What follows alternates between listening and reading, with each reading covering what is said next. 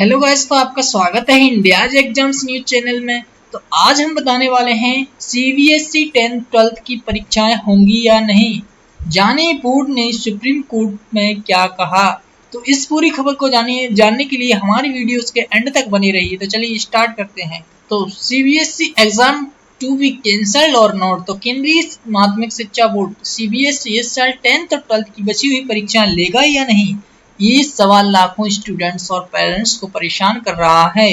इस मामले में आज सुप्रीम कोर्ट में भी सुनवाई हुई और कोर्ट ने कहा कि पिछली सुनवाई में बोर्ड को मंगलवार 23 जून को अपना फैसला बताने के लिए कहा था। तो आज वो फैसला की घड़ी आ चुकी है। तो चलिए मैं आपको बताता हूँ कि सीबीएसई ने बोर्ड से क्या कहा। तो सीबीएसई ने क्या कहा, चलिए जानते हैं डिटेल में। सुप्रीम कोर्ट से सीबीएसई की मूल्यांकन योजना मंजूर, नतीजे 15 जुलाई तक आएंगे। सीबीएसई ने बोला है 3 सबसे अच्छे नंबर वाले विषयों के आधार पर मिलेंगे रद्द परीक्षाओं के नंबर। तो चलिए अब जानते हैं 10th और 12th की परीक्षाएं रद्द होंगी या नहीं। तो सीबीएसई ने 10th और 12th के कक्षा के बची हुई विषयों की मूल्यांकन रद्द करने के एक दिन बाद शुक्रवार को उनकी मूल्यांकन की योजना को लेकर अधिसूचना जारी कर दी है। इसके अनुसार विद्यार्थियों को उनके सबसे अच्छे प्रदर्शन वाले 3 विषयों में मिले अंक के आधार पर उन विषयों में नंबर दिए जाएंगे जिनकी परीक्षाएं नहीं हो पाई हैं।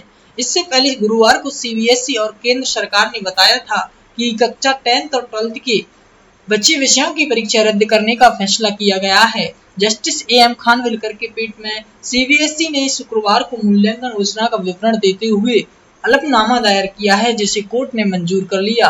आईसीएसई ने कोर्ट को बताया है कि उनकी परीक्षाएं भी रद्द हुई हैं, वे जल्दी मूल्यांकन की योजना जारी करेंगे। सीबीएसई और आईसीएसई ने कोर्ट को बताया है कि वे 15 जुलाई तक 12वीं का रिजल्ट घोषित कर देंगे। तो बता दें कि कोरोना के कारण 16 मार्च से स्कूल कॉलेज बंद होने से 10th और 12th की कक्षा के कुल 29 विषयों की परीक्षाएं नहीं हो पाई हैं। तो चलिए अब देखते हैं जो कि काफी पेरेंट्स के और बच्चों के मन में क्वेश्चन पुटअप हो रहे हैं। तो सबसे पहले जो क्वेश्चन पुटअप हो रहा है, क्या 12वीं के बची हुई विषयों की परीक्षाएं बाद में होंगी या नहीं।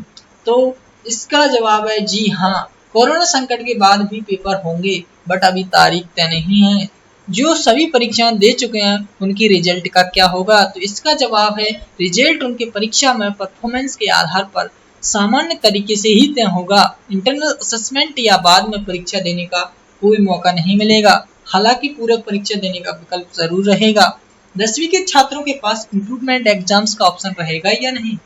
तो जी नहीं, बोर्ड जो रिजल्ट जारी करेगा वही फाइनल होगा। इसके बाद नेक्स्ट क्वेश्चन पुटअप होता है कि दिल्ली में फरवरी में भड़की हिंसा की वजह से 12th के 1 या 2 ही परीक्षाएं हो पाई थी।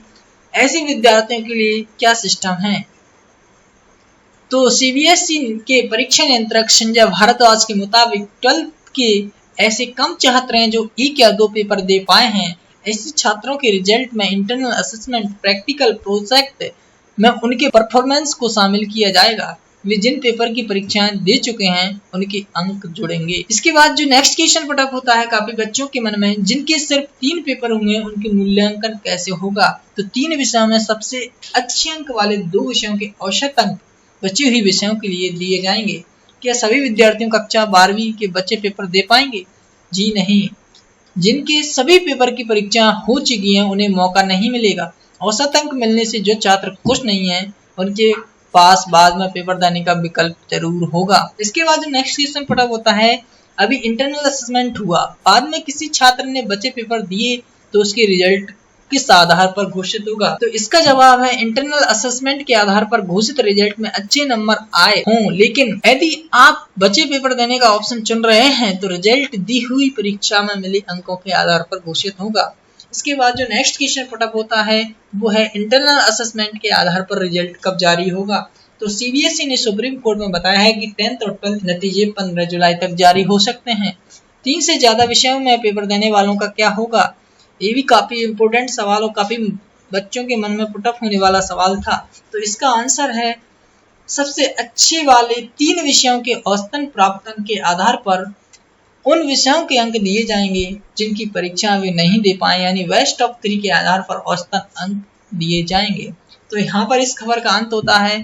तो इसके बाद तो इसी प्रकार की खबरों में बने रहने के लिए हमारे चैनल को सब्सक्राइब एंड लाइक कर दीजिए तथा बेल आइकन को भी प्रेस कर दीजिए। Thank you, thanks for watching.